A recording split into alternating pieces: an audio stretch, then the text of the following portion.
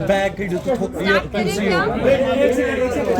the 18th of September, PDP welcomes this move, लेकिन हमारे कुछ सवाल हैं।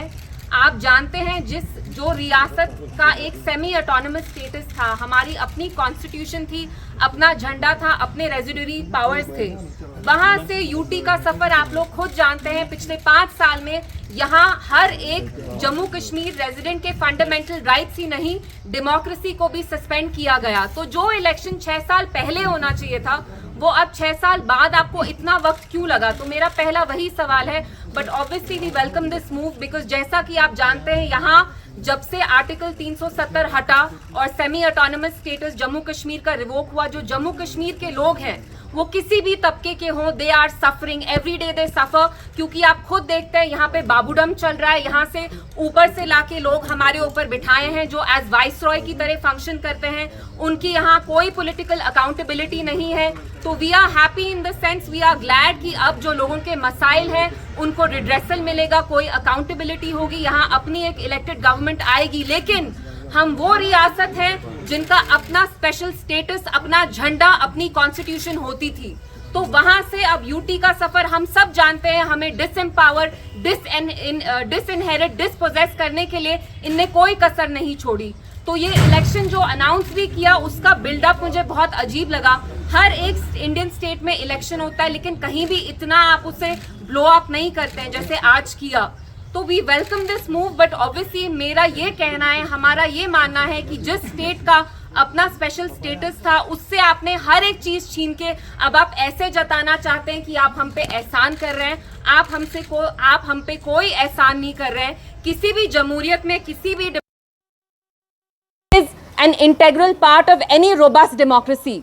तो आपने हम पे कोई एहसान नहीं किया। हर एक डेमोक्रेसी में फंडामेंटल राइट होता है कि आप अपनी गवर्नमेंट चूज करें। सो मैं यही आपसे 2-3 चीजें आके यहाँ कहना चाहती थी।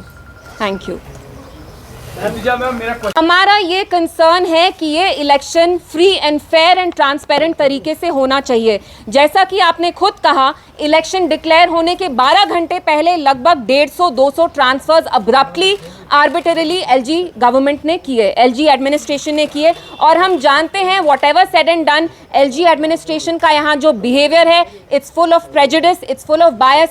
आप जानते हैं कि वो बीजेपी को फेवर करते हैं और करते आए हैं, और जो यहाँ की बाकी पार्टीज हैं उनके साथ वो कितना हॉस्टाइल रहे हैं। और जैसे आपने आउटगोइंग डीजी के बारे में बात की, आप खुद जानते हैं कि वो कैसे पॉलिटिकल स्टेटमेंट्स इशू कर रहे थे, although that is not his jurisdiction. His jurisdiction, his purview lies in maintaining law and order. So of course we also have an apprehension that this election should be free and fair. It should not favor any one political party and BJP in this case. क्या PDP अकेले चुनाव लड़ेगी या कोई alliance करेगी? दो mature है, लेकिन क्या पीडीपी इस पर? देखिए, आज ही इलेक्शन डिक्लेयर हुआ है, तो मैं यहाँ किसी गारंटी से आपको नहीं बोल सकती। और ये जो डिसीजंस होते हैं, ये हमारी पॉलिटिकल कमेटी जो है, पार्टी की जो सीनियर लीडर्स हैं, वो ये डिसीजन लेंगे with the party president Mehbooba ji. So I can not answer on their behalf. Vijay ji, क्या महबूबा जी इस इलेक्शन में हिस्सा लेगी और क्या आपने कुछ अपने